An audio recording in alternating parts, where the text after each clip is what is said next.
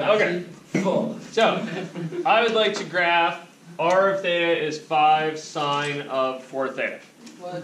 So, Go ahead. first things first.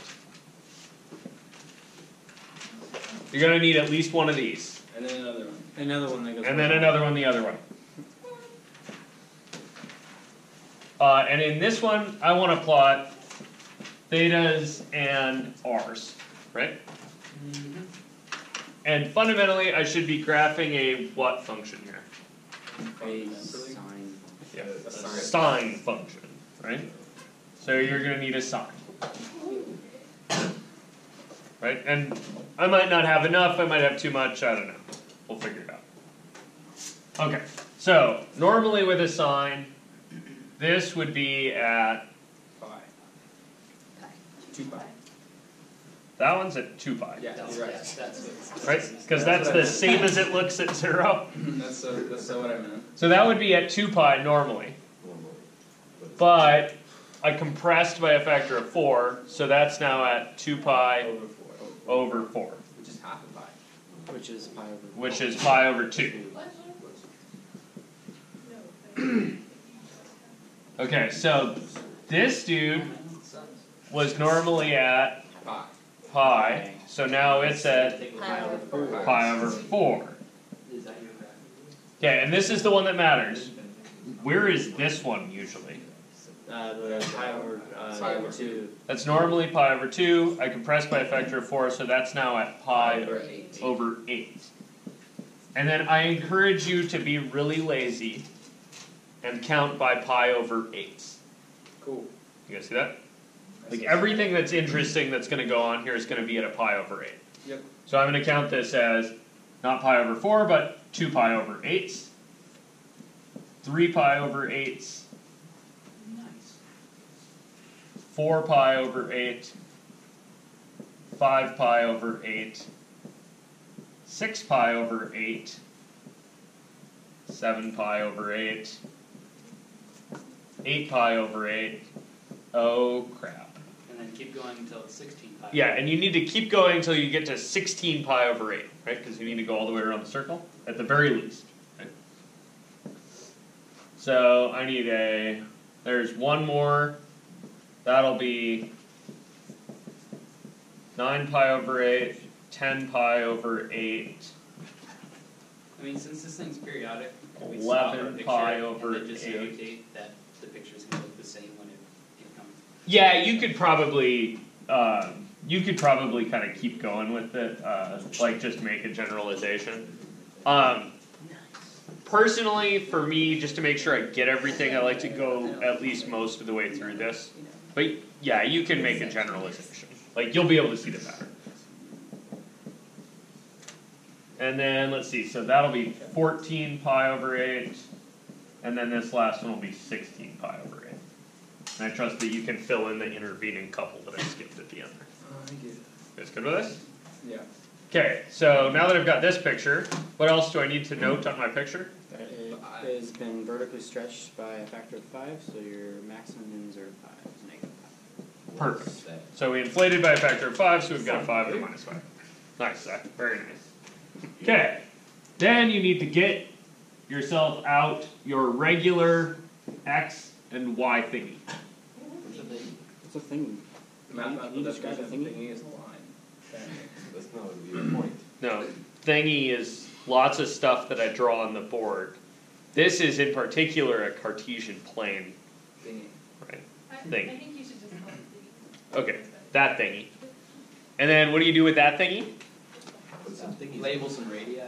Yeah, you need some radii. Specifically interesting to me are going to be, 5. yeah, just really 5, right? Yep. And 0 maybe. So 0 is going to be interesting, and 5 is going to be interesting. So make yourself a big circle, radius 5. Cool? Then what? What else do you need? You want to like cut your 5 or thing 8. into eighths. Yeah, you want to think about Things. angles for pi over 8s, right? So take pi, that's top half. Mm-hmm. Now you need to cut that in 8 pieces. So you got each quarter into 4. Yeah, so cut it in half first, so consider the first quadrant, and then that needs to get cut in 4 pieces. So, cut it in half first, then cut these guys each in.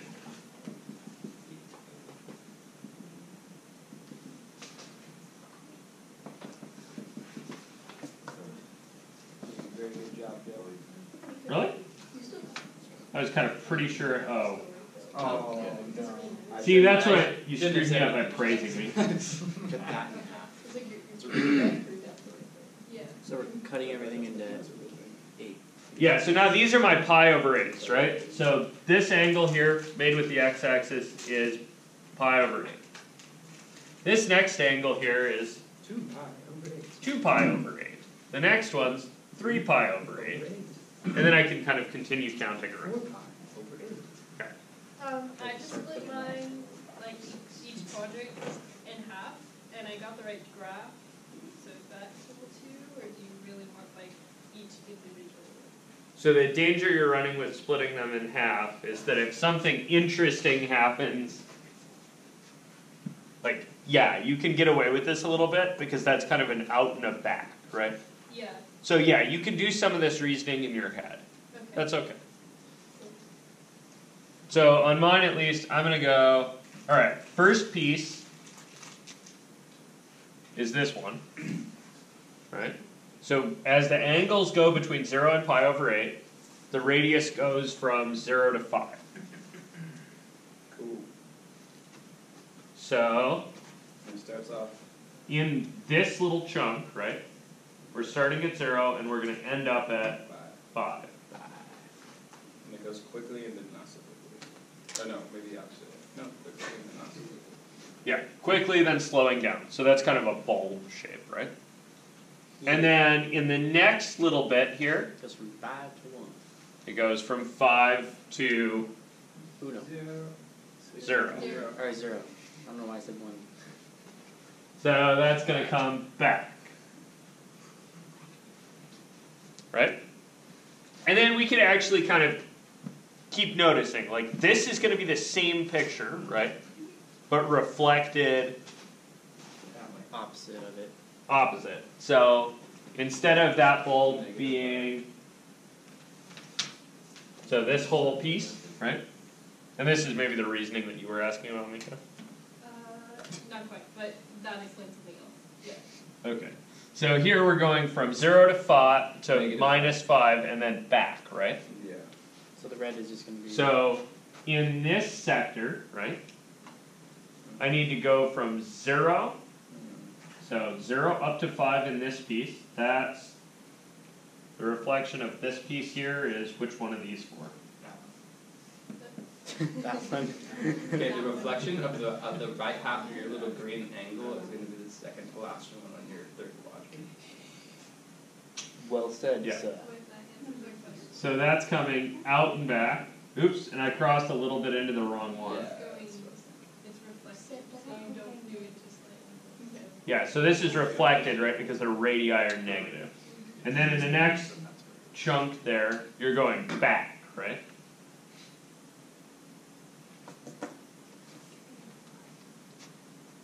Okay, and then your next bulb maybe is this one,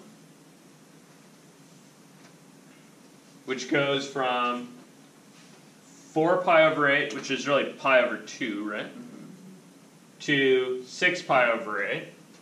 So that's 4, 5, 6 pi over 8, right? So I'm in these two, and I'm going from 0 to 5 and then back.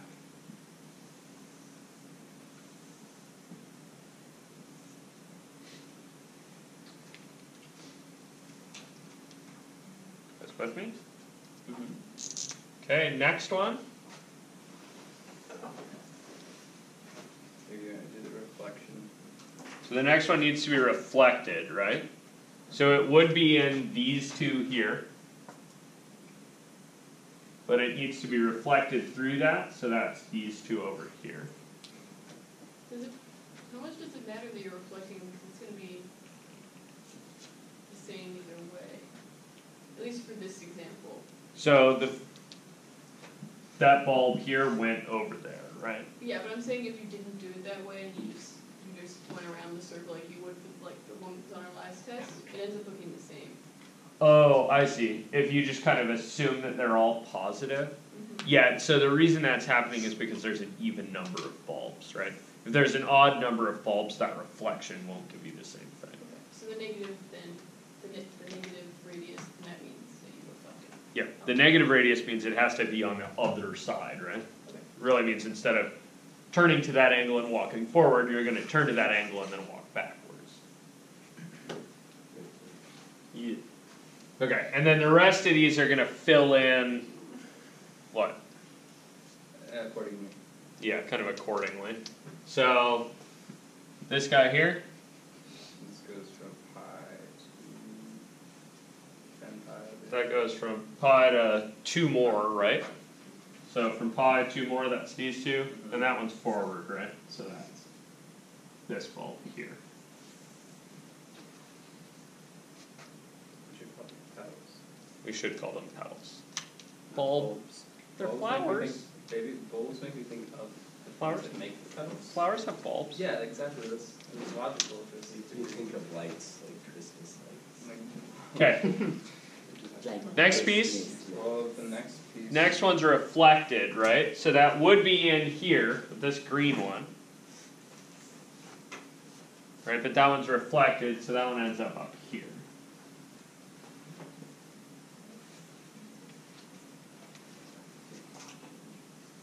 You guys good with this? And then your last two, those are going to end up in this one going forward, and in that one going. That one got really shitty. Sorry. Not bad. If we were graphing a function that never crossed the x-axis, you would never have to worry about reflections in the... Yeah, if the function's either, well, if the function's all positive, right, then everything is out. And if the function's all negative, then it's all reflected. Right, so the one that's all negative might be a That's my thing. name for this file. But yeah, at least it's all backwards, right? Whereas this one goes like some of it's forward and some of it's backwards, which gets annoying. Good with this? Questions, things? When would there be an odd number of? When would there be an odd number of bulbs? What letter Yeah. is 4 represent? When? So, What has to change? in order to get an odd number of bulbs, right? Let's think about that. I would need, like, every one of these, right, is causing a kind of an out and a back, right? You guys see that? So, what if I only had 3? That's uncomfortable.